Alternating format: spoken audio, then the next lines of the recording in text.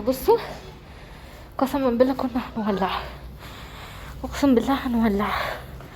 دخلت لقيت الطاسه مولعه، لسه بجهز لهم صحة الخميس وبروق لهم البيت.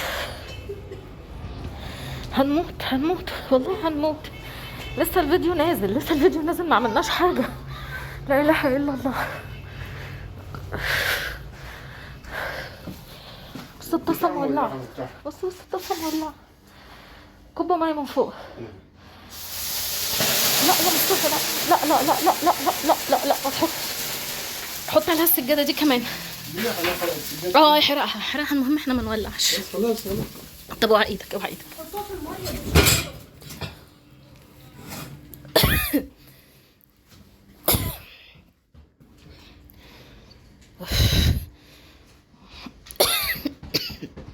عايزه اقول لكم ان انا كنت بصوا مصطفى عمال يقول لي انت هتحرقي السجاجيد كلها. قلت له انا احرق السجاجيد كلها ولا انيش احنا والعيال نولع. الطاسه انا اول ما طفيت النار يا جدعان، انا طفيت النار وقفت جنبها كده، بقيت عماله ابص للدخنه وهي طالعه، فجاه لقيتها راحت هبه نار. طب انا طفيت النار، انت بتولعي ليه؟ انا طفيت النار، هي والنار مولعه ما كانتش مولعه تمام. واول ما طفيت النار راحت مولعه. ما اعرفش ايه السبب والله العظيم. هل مثلا انا لما طفيت النار ابو سيف بيقول لي هي لقطت اكسجين اكتر فهبت؟ فسبحان الله يعني ربنا الهمني وقال لي بيعملوا ايه في النت لما بيبقى فيه نار، بيكمروها وبيقفلوها. فبجد والله الفيديو لسه نازل ما بقالوش كان ما فيش ساعه. مش عين بني ادم، دي عين ديناصوره، والله بجد.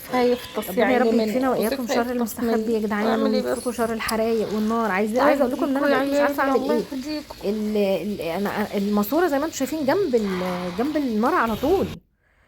الحمد لله يا رب، الحمد لله. كنت في الحمام بغسله وبستحمى تمام، وطلعت من الحمام واستحميت ولبست بص بقى المنديل عشان اعرف اتنفس. مش قادره خلاص يا لهوي. وطلعه لبست بقى وتلوشنت وحطيت كريماتي وحطيت دنيتي، وطالعه من الاوضه على الريسبشن ولا لكم الدنيا مدخنه. يا لهوي ايه ده، يا لهوي يا مصطفى ايه ده. مصطفى مش سامعني اصلا. دخلت المطبخ مسافه ما طفيت النار والله يا جدعان قسما بالله، مسافه ما طفيت النار الطاسه ولعت. انا مش عارفه ليه يعني، والنار متولعه عليها الطاسه كانت تمام، اول ما النار اتطفت الطاسه ولعت. ايه ده؟ تقول لي شيماء مثلا كنت هعمل فنكوش. طب ينفع كده شيماء تسيبيها؟ كنا هنولع ونموت فيها والله العظيم. الفيديو لسه نازل ما كمل ساعه، قسما بالله ما كمل ساعه يعني. عشان اقول لكم في عين واحده قد كده مدوره ومقوره وحاطه عينها في حياتي وطول النهار تكتب تعليقات، وانا عارفاكي عمر ربنا ما هيرزقك على فكره ولا هيكرمك.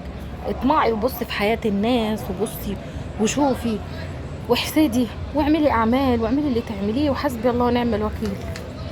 بقول لنفسي حطي الحاجه واقعدي مع الناس كده واعملي لايف وافرحي معاهم ويفرحوا معاكي. الحمد لله قدر الله ما شاء فعل. ومش معقول يعني هروح اولع في الطاسه واولع في بيتي واولع عيالي علشان اقول لكم ان عينكم وحشه، ان في كام واحده كده في حياتي عينهم وحشه. مش معقول يعني، مش معقول هموت نفسي، موت الراجل العيان معايا اللي مش قادر على ريحه الدخان ده، وانا اللي هيفطس مني هو عشان اقول لكم ان في ناس عينها وحشه فعلا.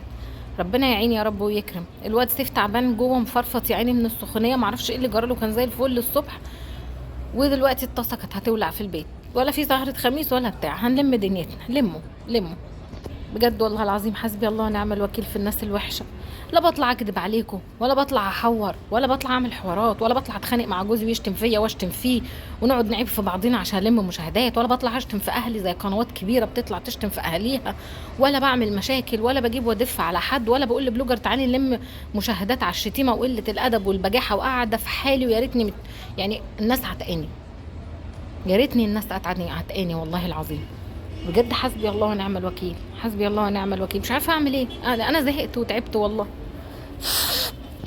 أعوذ بالله من الشيطان الرجيم.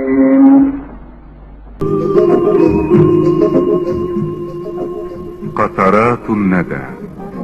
سلوان محمود. إذاعة الشرق الأوسط من القاهرة، ساعتنا 6:21 دقيقة. صباح الخير. عاوزة تحس بيومك ويكون كله طاقة؟ تابعي قناة بيوتنا بكل بساطة. يا صباح الفل والنور والبنور عليكم، على عيونكم، على اولادكم، على حبايبكم، على كل اللي بتحبوهم يا رب. صباحكم فل. النهارده تاني يوم، النهارده الجمعه. بجد كان يوم رهيب، عجيب، غريب. هنا دي الميه كنت بعمل كمادات للسيف بالليل، معرفش فجاه كده الولد سخن وعينيه احمرت، يعني احمرت بطريقه بشعه، وسخن وجسمي يا ماما وجعني، مش قادر اخد نفسي، تعبان، وعارفين اللي هو مخستك على الاخر كده. والله الحاجه مكانها من امبارح، ولا حد بصوا شرب ولا اكل ولا اي حاجه. فالحمد لله، ربنا يسترها علينا وعلى الناس يا رب. في ناس كده ما بتقولش بسم الله ما شاء الله، ما بتسميش وما بتصليش على النبي عليه افضل الصلاه والسلام. والله العظيم، والله العظيم، لو الواحد يحس بالبني ادم عامل ازاي، ما هيتمنى له غير كل خير. لو هتدخلوا عيشتي وتاخدوا مكاني بكله بقى، تفاصيله كلها، يعني ما تختاروش مثلا الحلو اللي انتوا شايفينه اللي احنا بنطلعه لكم. مش عايزه اصدر لكم طاقه سلبيه، لا، بحاول اكون ايجابيه اكتر. الكلام ده كله خدوها، بس تاخدوها بحلوها بمرها بوحشتها. ناس كتيره بتقعد تسالني ما بقيتيش بتصوري مثلا اي هديه تجيلك ليه او حاجه ليه؟ علشان الناس عينها وحشه عليا وعلى اصحابي اللي بيبقوا اصحاب الهدايا، يعني بيبقى عينهم وحشه علينا احنا الاتنين، فاهمين؟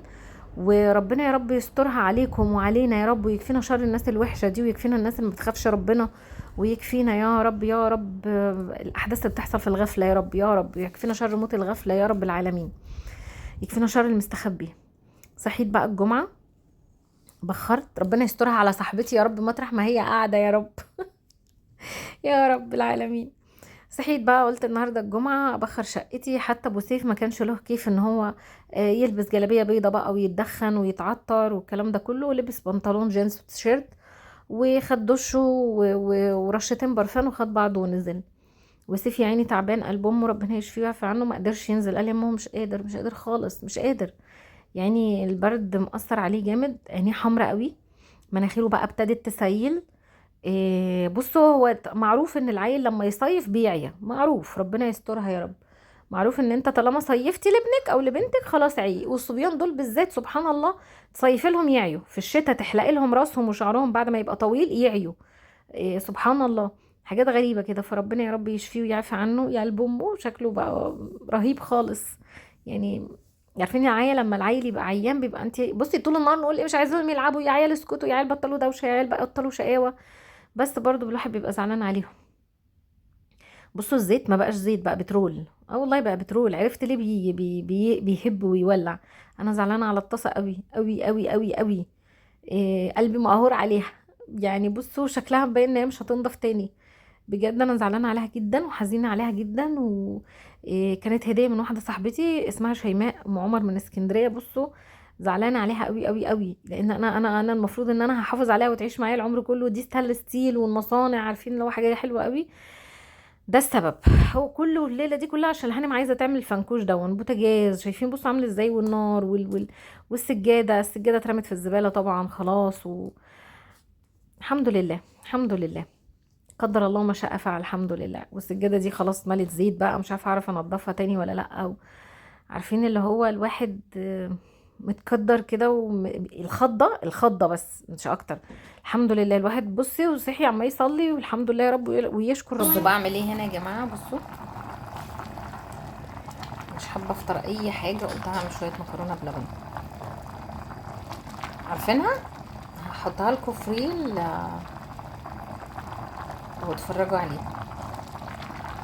بجيب ميه اسخنها، احط فيها رشه ملح، احط فيها معلقه سمنه بلدي، وبعد ما تغلى اروح نازله بالمكرونه، اسيب المكرونه فيها لحد ما تستوي تمام. بعد ما تستوي اروح نازله عليها باللبن، تاخد غلوتين واروح طفي.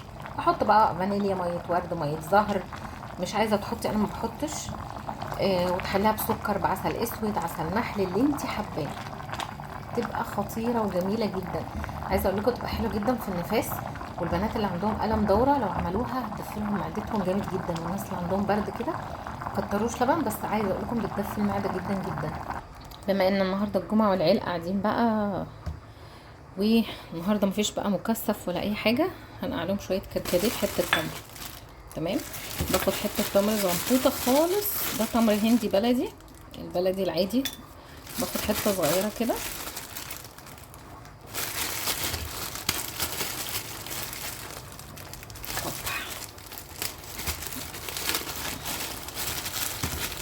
المشكله ان بيبقى فيه شعر كتير.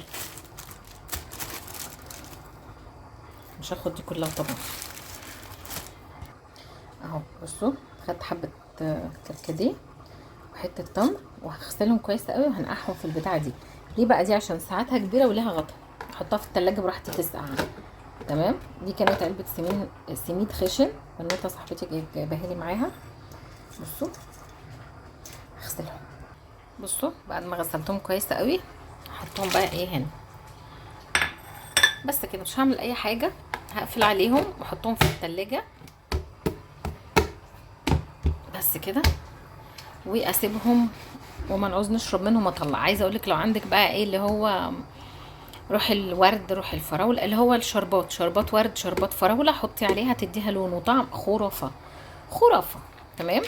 بس حطيتها في التلاجة. هنتغدى النهارده، هعمل مكرونه بشاميل وهعمل الشوربه دي شباب بتحبها، كنت جايباها من العسيم. تمام. بس غليت، كنت بجيب انواع تانية بس مش عارفه، هبقى بجيب من مايوي برضو بتبقى حلوه، ما اعرفش بقى هتبقى نفس السعر ولا ايه. غليت بقت بحاجه و20 تقريبا.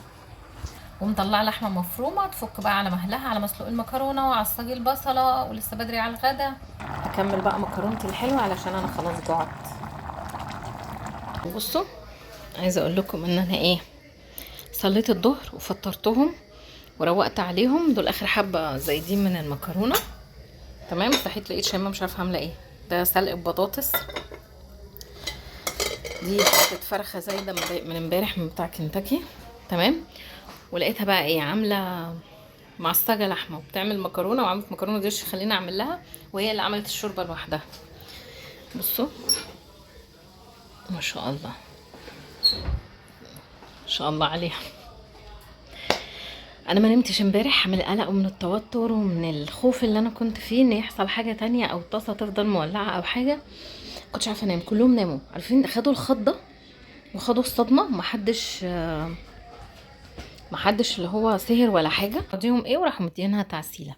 عايزه اقول لكم ادوها تعسيله وانا قاعده خايفه وقلقانه ما نمتش. جيت دلوقتي نمت لقيت شيماء اسم الله عليها جايه بتقول لي ايه، انتي ماما انا عملت مكرونه. بصوا معلقين لي وشوشني فين، مارد وشوشني. بصوا معلقينه فين عشان يسرعوني. بس قاعدين بنذاكر احنا وروفي. بصوا كاتبه ايه، ابوها قاعد يضحك بيقول لها ايه ده، تقول له راحت ساكته. بيقول لها حمل مصطفى حمل يا بنت. قالت له لا يا بابا، حمل يعني خروف صغنن. لا طيب يا اختي. بنحاول ان احنا نعلمها تتملى لوحديها وتجمع كلمات، يعني تجيبي كلمات بحرف الواو وجيبي كلمات بحرف الالف، وبتشخبط في اي حاجه في وشها. الله يعين يا رب ويقوي. عايزه اقول لكم بصوا عندي دلوقتي احساس ان انا عايزه اكل كيلو شوكولاته، مش عارفه ليه، حاجه حلوه وخلاص مش عارفه، مع ان انا الحاجه الحلوه بتدوخني بس جايه على بالي قوي. المشكله الحمد لله ان مفيش حاجه حلوه في البيت. الحمد لله. مفيش شوكولاته مفيش بتاع، الحمد لله.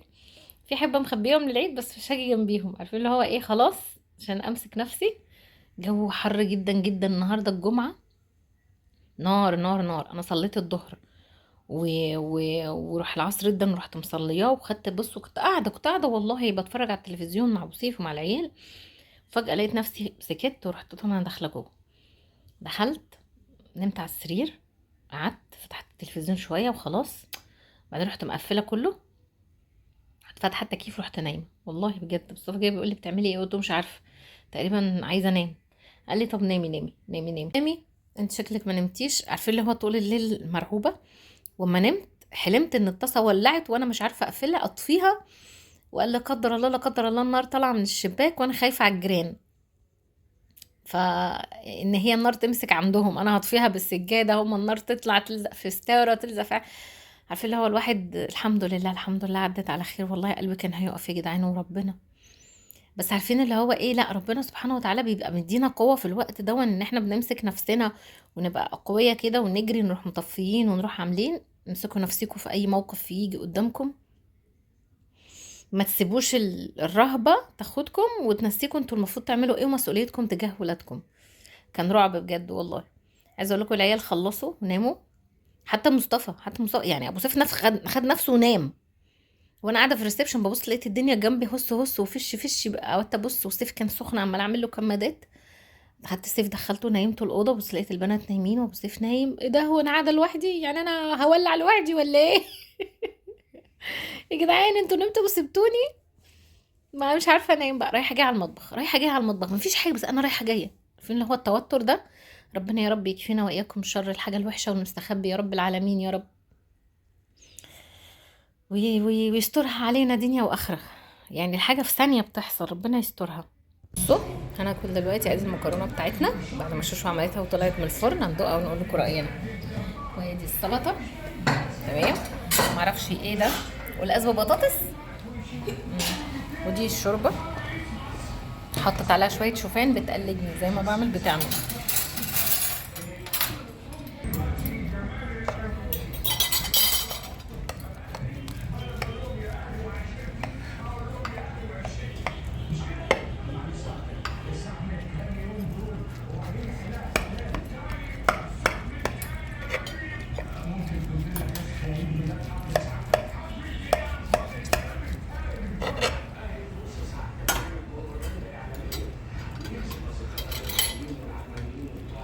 ثلاثة طبق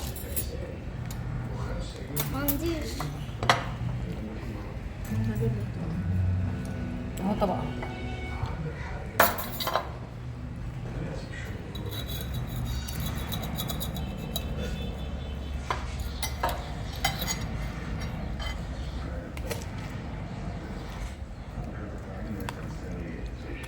عايزه اقول لكم يا جماعه طعمها حلو، طعمها تحفه، لا بجد حلو. بس هي ناس تحط لها جوز الطيب، بيتعلم واحده واحده.